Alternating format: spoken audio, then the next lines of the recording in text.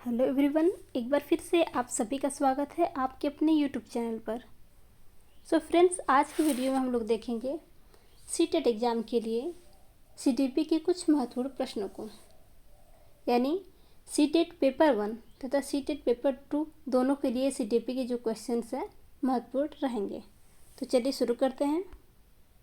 पहला प्रश्न है, बाल्यावस्था की अवधि में विकास फर्स्ट है धीमी गति से होता है और उसे मापा नहीं जा सकता। सेकंड है बहुस्तरीय और मिश्रित होता है। थर्ड है केवल परिणात्मक परिवर्तन होते हैं। फोर्थ है अनियमित और असंबद्ध होता है। तो इसका आपका जो सही जवाब हो जाएगा, बाल्यावस्था की अवधि में विकास जो होता है आपका बहुस्तरीय और मिश्रित होता है। क्या होता है? बहुआयामी, वही मतलब बहुस्तरीय और मिश्रित होता है, क्योंकि बाल्यावस्था की अवधि में इसके अंतर्गत जो होता है शारीरिक, मानसिक और संवेगात्मक इत्यादि अनेक आयाम होते हैं। ठीक है, इसलिए यह विकास का मिश्रित रूप होता है। तो आपका ऑप्शन सेकेंड करेक्ट हो जाएगा। प्रश्न संख्या 2,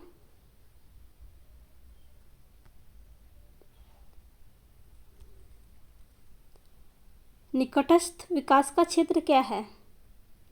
बच्चों के वर्तमान स्तर पर स्वतंत्र प्रदर्शन और वयस्क व अधिक कौशल वाले समकक्षियों की सहायता से बच्चे द्वारा उपार्जित किए जाने वाले प्रदर्शन के मध्य का क्षेत्र है। बिल्कुल, आपका पहला ही ऑप्शन करेक्ट हो जाएगा। क्या है? आपका पहला ही ऑप्शन करेक्ट हो जाएगा। यह क्या है? यह जो सिद्धांत है आपका, ये वाइगोत्स्की के अनुसार है। क्या है? वाइगोत्स्की के अनुसार है। इसे हम लोग समीपस्थ विकास का क्षेत्र भी कहते हैं। क्या कहते हैं? समीपस्थ विकास का क्षेत्र भी कहते हैं, जिसको बोलते हैं जेडपीटी। जेडपीटी। प्रश्न संख्या 3, पियाजी के अनुसार बच्चे अमूर्त संक्रियात्मक अवस्था में क्या करते हैं? फर्स्ट है परिकल्पित निगनात्मक तर्क और प्रतिज्ञप्ति चिंतन में समर्थ हैं। किसके बारे में पूछ रहा है? अमूर्त संक्रियात्मक अवस्था के बारे में पूछ रहा है। ठीक है, अमूर्त। ठीक है, तो आपका पहला ही ऑप्शन, आपका जो है पहला ही ऑप्शन करेक्ट हो जाएगा, क्योंकि बच्चे अमूर्त संक्रियात्मक अवस्था में जो है, इस अवस्था में बच्चे जो है तर्क करने, अनुप्रयोग करते हैं और अधिक अमूर्त से कार्य कर सकते हैं। ठीक है, तो ये आपका क्या है? आपका पहला ही ऑप्शन करेक्ट हो जाएगा। प्रश्न संख्या 4, लॉरेंस कोहलबर्ग के नैतिक विकास के सिद्धांत के अनुसार व्यक्ति किस अवस्था में है जब वह विश्वास करता है कि वर्तमान सामाजिक प्रणाली को सक्रियतापूर्वक बनाए रखने से धनात्मक मानवीय संबंध और सामाजिक वर्ग सुरक्षित रहता है? आपको बताना है कि कोहलबर्ग के नैतिक विकास के सिद्धांत के अनुसार यह किस अवस्था के बारे में बात कही गई है। क्या यह दंड और आज्ञा पालन अभिविन्यास के बारे में है? क्या यह सामाजिक क्रम व्यवस्था अभिविन्यास के बारे में है? या फिर यांत्रिक उद्देश्य अभिविन्यास के बारे में है? या फिर सार्वभौमिक नैतिक सिद्धांत अभिविन्यास के बारे में है? तो यह जो आपका कथन है, वह विश्वास करता है कि वर्तमान सामाजिक प्रणाली को सक्रियतापूर्वक बनाए रखने से धनात्मक मानवीय संबंध और सामाजिक वर्ग सुरक्षित रहता है। यह आपका सामाजिक क्रम व्यवस्था अभिविन्यास के अंतर्गत आता है। आपका ऑप्शन सेकेंड करेक्ट हो जाएगा। प्रश्न संख्या 5, इसे पूछ रहा है कि हावर्ड गार्डनर के बहुबुद्धि सिद्धांत के अनुसार, हावर्ड गार्डनर के बहुबुद्धि सिद्धांत के अनुसार निम्नलिखित में से कौन सा जोड़ा बुद्धि के प्रकार और अंतःस्थित अनुपालन संभावना के अनुसार सही है? यानी इसमें से कौन सा जोड़ा सही है? ठीक है, यहाँ दिया है बुद्धि के प्रकार, ठीक है, और अंतःस्थिति को अनुपालन करने की संभावना। कि किस बुद्धि, मतलब जो बुद्धि के प्रकार होते हैं, इसमें कौन सी विशेषता होती है, वो हमें देखना है कि कौन सा ऑप्शन सही है। तो पहला स्थानिक के अंतर्गत बता रहे हैं, मनोवैज्ञानिक नहीं, तो आपका ये गलत है। दूसरा देखते हैं, अंतरा व्यक्तित्व कह रहा है। अंतरा व्यक्तित्व कह रहा तो विक्रेता, आपका ये भी गलत हो जाएगा। थर्ड है भाषिक, भाषिक का मूर्तिकार बता रहा है नहीं, जबकि ये स्थानिक बुद्धि वाले में होता है, ठीक है, तो आपका तीसरा भी गलत है। और फोर्थ बता रहा है शारीरिक गति संवेदना तो खिलाड़ी, तो आपका ऑप्शन फोर्थ करेक्ट है। क्या है? आपका ऑप्शन फोर्थ करेक्ट है, क्योंकि प्रायः खिलाड़ियों में ही शारीरिक गति बुद्धि के कारण ही पाई जाती है, ठीक है, इसलिए आपका ऑप्शन फोर्थ करेक्ट हो जाएगा।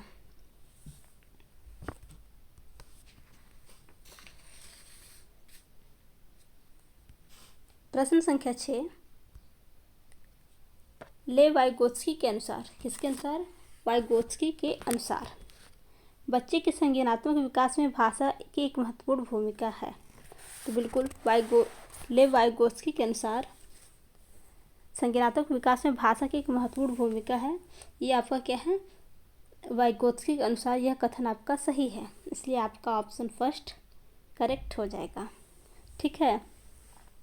और ये दूसरा जो दे रहा है, बच्चे भाषा अधिग्रहण यंत्र द्वारा सीखते हैं, यानी एलएडी, ठीक है, तो ये आपका चॉम्स्की के अनुसार है। किसके अनुसार है? चॉम्स्की के अनुसार है, तो आपका फर्स्ट ऑप्शन करेक्ट हो जाएगा। प्रश्न संख्या 7, एक प्रगतिशील कक्षा में शिक्षण अधिगम प्रक्रिया के दौरान अधिगमकर्ताओं का मूल्यांकन, फर्स्ट है बच्चों के अधिगम में सहायक नहीं है, बिल्कुल बच्चे के अधिगम में सहायक होता है, नहीं, बच्चों के अधिगम में मूल्यांकन जो होता है सहायक होता है, इसलिए आपका पहला ऑप्शन गलत हो जाएगा। दूसरा कह रहा है अधिगम में रुकावट नहीं उत्पन्न करता, क्या मदद करता है, जो समस्याएं हैं उसे दिखाता है। थर्ड है अभिभावकों को प्रतिपुष्टि देने के प्रयोजन से बेहद कम सफल व असफल विद्यार्थियों को पहचानने में सहायक होता है। तो आपका जो है तीसरा भी गलत है, क्योंकि मूल्यांकन इसलिए नहीं करते कि बच्चा कितना सफल है, उसे क्या हमें वर्गीकृत नहीं करना है कि हाँ बच्चा मतलब इस टाइप से हमें बच्चों को वर्गीकृत नहीं करना है कि बच्चा बेहद सफल है, कौन सा बच्चा कम सफल है या कौन सा बच्चा असफल है, नहीं। फोर्थ है आपका बेहद महत्वपूर्ण है, बिल्कुल शिक्षण अधिगम प्रक्रिया के दौरान बच्चों का जो मूल्यांकन होता है बेहद महत्वपूर्ण होता है, क्योंकि यह बच्चों की समझ की जानकारी देता है, बिल्कुल, और अध्यापिका को अपने शिक्षा शास्त्र पर विचार करने में सहायक होता है, बिल्कुल। तो आपका ऑप्शन फोर्थ करेक्ट हो जाएगा, आपका ऑप्शन फोर्थ करेक्ट हो जाएगा। प्रश्न संख्या 8, कक्षा में सभी लिंगों में जेंडर रूढ़िवादिता कम करने और विकास के विस्तार की सभी संभावनाओं को बढ़ाने के लिए प्रभावशाली पद्धति कौन सी है? पूछ रहा है कि प्रभावशाली पद्धति कौन सी है। फर्स्ट है लिंगों के जैविक अंतरों की उपेक्षा करना और उन्हें अस्वीकार करना, नहीं। सेकेंड है समाज में चित्रित लिंग भूमिकाओं को प्रबल करना, बिल्कुल नहीं। थर्ड है एक ही लिंग की योग्यता का समूह बनाना, नहीं। फोर्थ है क्रियाकलाप के लिए मिश्रित लिंग समूह बनाना और विचार विमर्श करने को प्रोत्साहित करना। क्या है? विचार विमर्श करने को प्रोत्साहित करना। तो आपका ऑप्शन फोर्थ करेक्ट हो जाएगा, आपका ऑप्शन फोर्थ करेक्ट हो जाएगा। प्रश्न संख्या 9, अध्यापकों को कक्षा में बहुभाषीयता को किस रूप में समझना चाहिए? क्या एक गुण और साधन के रूप में, या फिर रुकावट के रूप में, या फिर समस्या के रूप में, या फिर एक व्यवस्थागत मुद्दा के रूप में? तो जो होता है आपका बहुभाषीयता को अध्यापक को एक गुण और साधन के रूप में समझना चाहिए, तो आपका ऑप्शन फर्स्ट करेक्ट हो जाएगा। प्रश्न संख्या 10, बाल केंद्रित कक्षा वह है जिसमें अध्यापक केवल पाठ्य पुस्तक बात कर रहा है बाल केंद्रित कक्षा की, और अध्यापक केवल पाठ्य पुस्तक ज्ञान के स्रोत के बारे में बात करेगा, ये गलत है।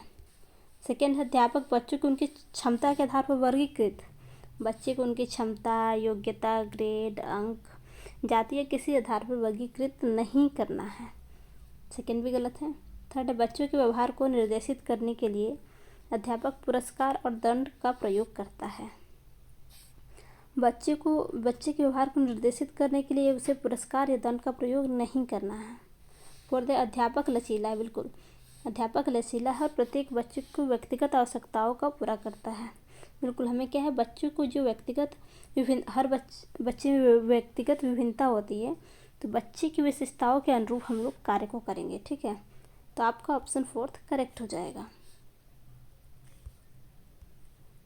प्रश्न संख्या 11, किस मनोवैज्ञानिक के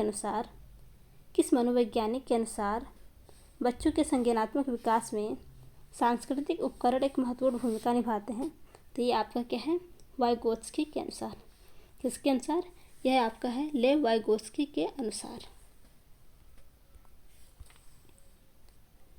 प्रश्न संख्या 12, आंशिक दृष्टि वाले विद्यार्थियों के लिए निम्नलिखित में से कौन सी अधिगम सामग्री उपयुक्त नहीं है? क्या, ध्यान दीजिएगा, नहीं है, निगेटिव खोजना है। तो आपका पहला तो सही होगा।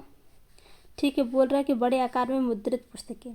आंशिक दृष्टि से समस्या है तो बड़े आकार में, तो आपका पहला तो ठीक है। दूसरा, त्रिविमी नक्शे और चार्ट, ये भी आपका सही है। तीसरा है आपका आंशिक दृष्टि से ग्रसित बालक, तो उसके लिए बोलती पुस्तकें, स्पर्शनीय सूचना पट, ये भी सही है। बोला कौन सा अधिगम सामग्री उपयुक्त नहीं है, तो आपका फोर्थ करेक्ट हो जाएगा। क्या, फोर्थ ऑप्शन आपका करेक्ट होगा, छोटी मुद्रा वाली कार्यशीट। बच्चा जब आंशिक दृष्टि से ग्रसित है तो उसे छोटी मुद्रा वाली कार्यशीट देंगे, तो ये क्या, अधिगम सामग्री उपयुक्त नहीं है। प्रश्न संख्या 13, समावेशी शिक्षा के पीछे अंतर्निहित विचार है। क्या है, समावेशी शिक्षा के पीछे अंतर्निहित विचार है? क्या है, बच्चों को उनकी योग्यता, अभी बताया था मैंने कि बच्चों को योग्यता, ग्रेड, अंक के आधार पर क्या है, विभाजित नहीं करना है। पृथक करना और व्यावसायिक प्रशिक्षण का प्रबंध करना, नहीं, गलत है, यहीं पे गलत हो गया कि उनकी योग्यता के आधार पर पृथक करना। ठीक है, दूसरा है बच्चों की अक्षमता के आधार पर, फिर बता रहा बच्चों की अक्षमता के आधार पर भी बच्चों को वर्गीकृत या नामीकृत नहीं करना है। थर्ड है, अलग अलग अक्षमताओं वाले बच्चों के लिए विशिष्ट शैक्षिक संस्थानों का प्रावधान, ये भी गलत है, क्योंकि समावेशी शिक्षा का जो विचार होता है, सबको एक समान परिवेश में जो होता है, सभी बच्चों को एक समान रूप से शिक्षा उपलब्ध कराना होता है। ठीक है। फोर्थ है, दार्शनिकता के सभी बच्चों को नियमित विद्यालय में समान शिक्षा पाने का अधिकार है। आपका ऑप्शन फोर्थ करेक्ट हो जाएगा। आपका ऑप्शन फोर्थ करेक्ट हो जाएगा। प्रश्न संख्या 14, प्रतिभाशाली और सृजनात्मक बच्चों की आवश्यकताओं को किस प्रकार संबोधित किया जा सकता है? प्रतिभाशाली और सृजनात्मक बच्चों की आवश्यकताओं को किस प्रकार संबोधित किया जा सकता है? प्रतिभाशाली और सृजनात्मक बच्चों की आवश्यकताओं को किस प्रकार से संबोधित किया जाए? दो क्वेश्चन बन रहे हैं, पहला है प्रतिभाशाली और दूसरा कह रहा है सृजनात्मक बच्चों का। ठीक है, तो चुनौतीपूर्ण कार्य और निरस्ता दूर करने के लिए क्रियाकलाप को देकर, बिल्कुल आपका पहला ही ऑप्शन करेक्ट हो जाएगा, क्योंकि यह कार्य चुनौतीपूर्ण कार्य प्रतिभाशाली और सृजनात्मक बच्चे क्या है, आसानी से कर पाते हैं। क्या है, इसलिए आपका पहला ऑप्शन करेक्ट हो जाएगा। फोर्थ का रटने पर आधारित, नहीं। थर्ड है, प्रश्न हल करने के लिए विशिष्ट निर्देश उपलब्ध कराकर, ये भी आपका गलत है। वे प्रश्न देकर जिनके अभिमुखी चिंतन की आवश्यकता है, ये भी गलत है, इसलिए आपका पहला ऑप्शन करेक्ट हो जाएगा।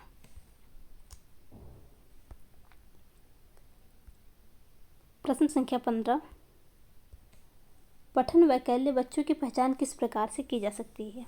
यानी बात कर रहा है डिसलेक्सिया की। किसकी बात कर रहा है?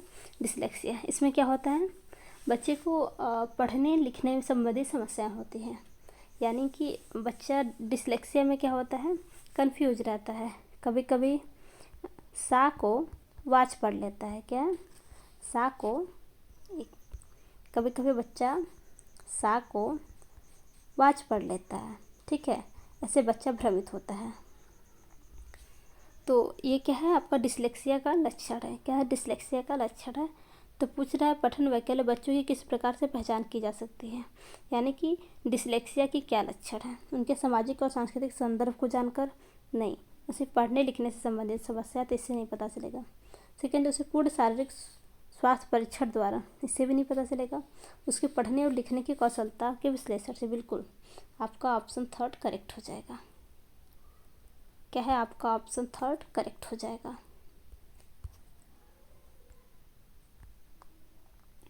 प्रश्न संख्या 16, प्रतिकूल परिस्थितियों और वंचित पृष्ठभूमि वाले अधिगमकर्ताओं को संबोधित करने के लिए निम्नलिखित में से कौन सी पद्धति प्रभावशाली नहीं है? ठीक है, ध्यान देना, नेगेटिव पूछ रहा है कि प्रतिकूल परिस्थितियों और वंचित पृष्ठभूमि वाले अधिगमकर्ताओं को संबोधित करने के लिए कौन सी पद्धति प्रभावशाली नहीं है। फिर देखते हैं, अधिगमकर्ताओं के बीच बात करके उनकी आवश्यकता और उनके सम्मुख आई चुनौतियों को समझाना, तो ये तो प्रभावशाली है। पूछ रहा है कि कौन सा प्रभावशाली नहीं है। दूसरा देखते हैं, अधिगमकर्ताओं को विद्यालय के बाहर ट्यूशन पढ़ाने के लिए कहना, जिससे कि वे अध्यापक को उन पर अधिक ध्यान न देना पड़े, तो आपका ये करेक्ट हो जाएगा क्योंकि ये निगेटिव है।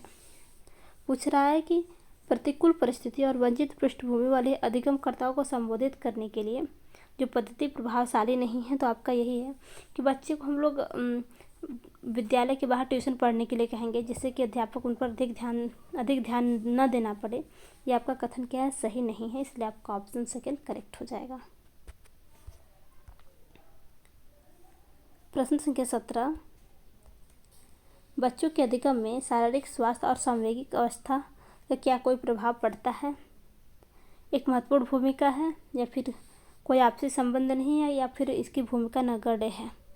तो इसका जो सही जवाब हो जाएगा, बच्चों के अधिगम में शारीरिक स्वास्थ्य और सांवेगिक अवस्था का क्या है? महत्वपूर्ण भूमिका है। क्या है? एक महत्वपूर्ण भूमिका है।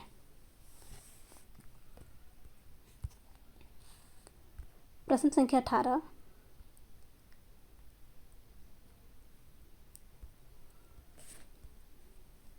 कक्षा में अर्थपूर्ण अधिगम को प्रोत्साहित करने के लिए अध्यापिका को क्या क्या करना चाहिए?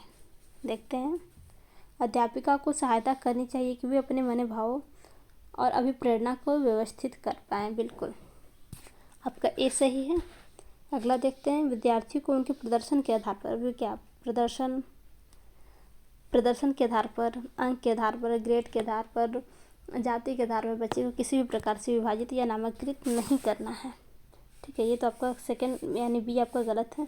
थर्ड है, विद्यार्थियों में संवाद परिचर्चा को प्रोत्साहित करना, बिल्कुल, जिससे वह बहु परिप्रेक्ष्य करने में सशक्त हो।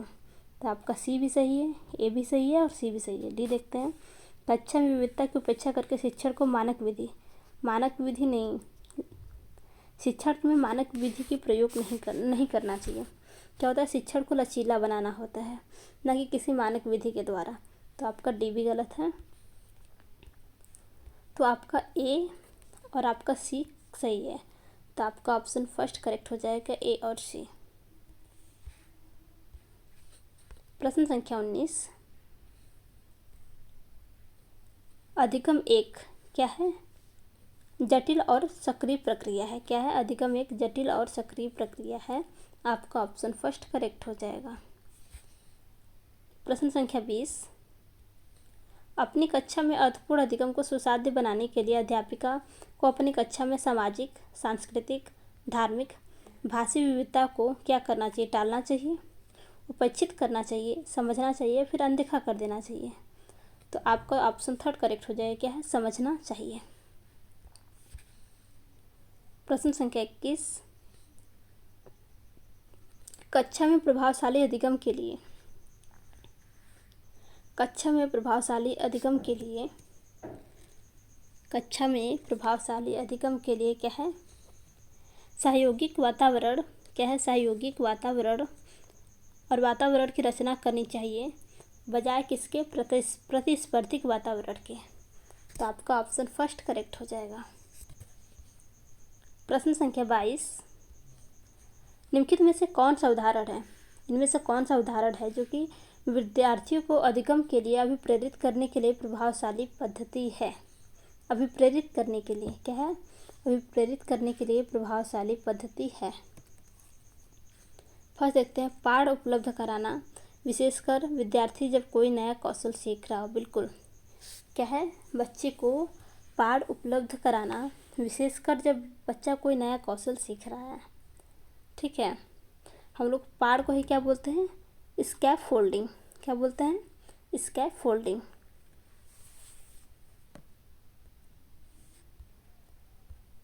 प्रश्न संख्या 23।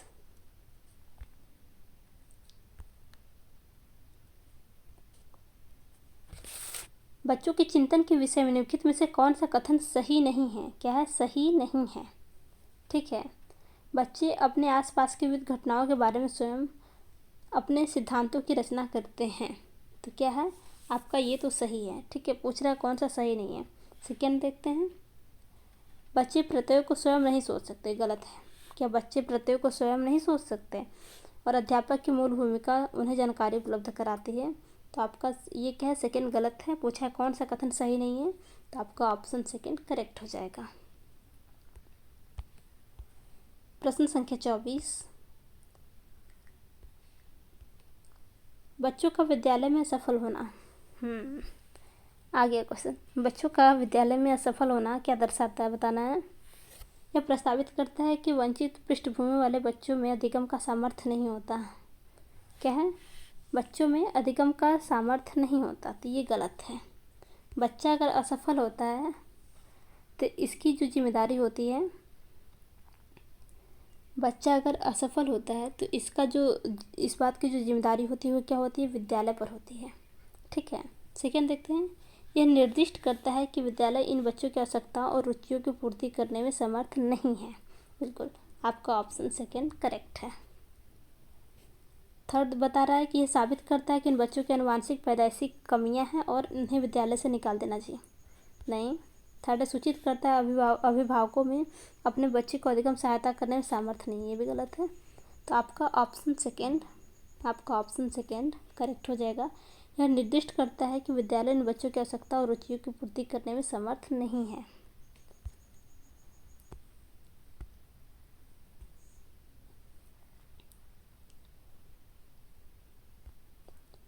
प्रश्न संख्या 25। समूह में एक दूसरे को पढ़ाने और सहायता करने से, फर्स्ट है, बच्चे स्वयं की चिंतन प्रक्रिया पर आक्षेप कर सकते हैं और संज्ञानात्मक क्रियाकलाप के उच्च स्तर तक पहुंच सकते हैं। ठीक है, तो आपका पहला ऑप्शन करेक्ट है। सेकेंड देखते हैं। बच्चों में भ्रांति नहीं। जब बच्चे आपस में डिस्कस करते हैं तो बच्चों में भ्रांति उत्पन्न हो सकती है, उनके अधिगम में हस्तक्षेप करता है। नहीं, बच्चे जब आपस में चर्चा करते हैं तो क्या बच्चे का जो तार्किक चिंतन का जो स्तर होता है वो बढ़ता है। ठीक है, थर्ड है, बच्चों का ध्यान भंग हो जाता है। नहीं। फोर्थ है, बच्चों में प्रतिस्पर्धिक प्रवृत्ति उत्पन्न होती है जो कि अधिगम में विघ्न या रुकावट पैदा करता है। ये भी गलत है। तो आपका ऑप्शन फर्स्ट करेक्ट हो जाएगा।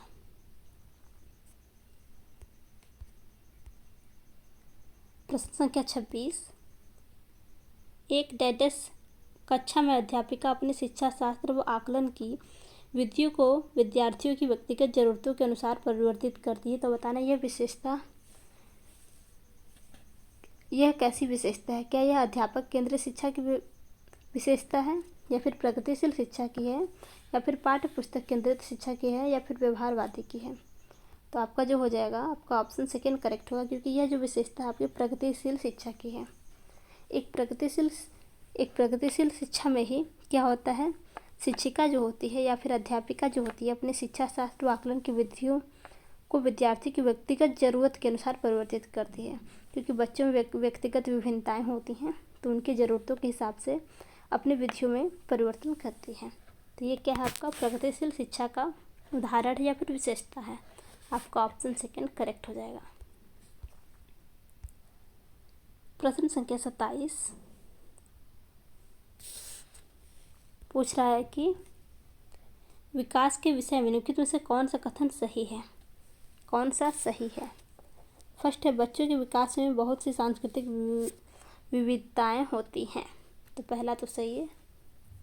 सेकेंड है, संसार में सभी बच्चों का विकास एक ही नहीं, सभी बच्चे का विकास का एक ही और सुनिश्चित समय में होता है। नहीं, गलत है। थर्ड है, विकास सुरुचिपूर्ण सुव्यवस्थित समूह की अवस्थाओं से पूर्व निश्चित आनुवांशिक घटकों के कारण होता है। और फोर्थ है विकास एक सरल और एक दिशी प्रक्रिया। तो विकास एक सरल एक जटिल विकास जो है आपका एक सरल और एक दिशी प्रक्रिया नहीं है। ठीक है, तो आपका ऑप्शन फर्स्ट करेक्ट हो जाएगा। प्रश्न संख्या 28, निम्नलिखित में से मध्य बाल्यावस्था की अवधि का मुख्य प्रमाण चिन्ह कौन सा है? निम्नलिखित में से मध्य बाल्यावस्था की अवधि का मुख्य प्रमाण चिन्ह कौन सा है?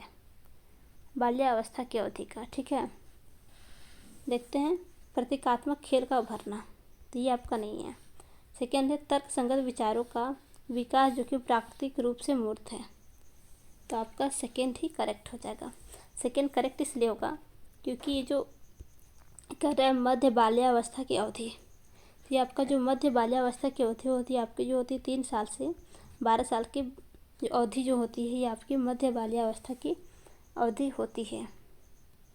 इस अवस्था में जो बच्चे होते हैं प्रतीकों के माध्यम से, ठीक है, प्रतीकों के माध्यम से या फिर जो विभिन्न वस्तुओं या फिर परिस्थिति और जो घटनाओं को दर्शाने वाली प्रतिमाओं का प्रयोग करके क्या होते हैं अधिक चतुर या फिर प्रवीण हो जाते हैं। तो ये जो आपकी विशेषता होती है क्या है, यह आपकी विशेषता जो होती है आपकी तर्क संगत विचारों का विकास जो कि प्राकृतिक रूप से मूर्त है, इसलिए आपका ऑप्शन सेकेंड करेक्ट हो जाएगा। बच्चों के सामाजिकरण में विद्यालय क्या कोई भूमिका नहीं है, या फिर बहुत ही कम भूमिका है, या फिर प्राथमिक कारक है, या फिर द्वितीयक कारक है? तो आपका जो सही जवाब हो जाएगा आपका ऑप्शन 4 द्वितीयक कारक है। बच्चों के सामाजिकरण में विद्यालय क्या है, द्वितीयक कारक है। जबकि बच्चों के सामाजिकरण में परिवार जो होता है प्राथमिक कारक होता है। क्या होता है? परिवार प्राथमिक कारक होता है। बच्चों के सामाजिकरण में परिवार प्राथमिक कारक होता है और विद्यालय जो होता है द्वितीयक कारक होता है। प्रश्न संख्या 30, निम्नलिखित में से किस मनोवैज्ञानिक ने प्रस्तावित किया कि बच्चों का चिंतन गुणात्मक रूप से वयस्कों की अपेक्षा अलग होता है? तो यह जो आपका जीन पियाजे ने प्रस्तावित किया है। क्या है? जीन पियाजे के सिद्धांत के अनुसार क्या होता है, बच्चे की जो सोचने या समझने की जो क्षमता होती है वह क्या होती है, गुणात्मक रूप से वयस्कों से क्या होती है, भिन्न होती है। तो यह आपका जो सिद्धांत है ये जीन पियाजे के अनुसार है। सो फ्रेंड्स, अगर आपको आज की वीडियो हेल्पफुल लगी हो तो वीडियो को लाइक तथा चैनल को सब्सक्राइब करना न भूलिएगा। धन्यवाद।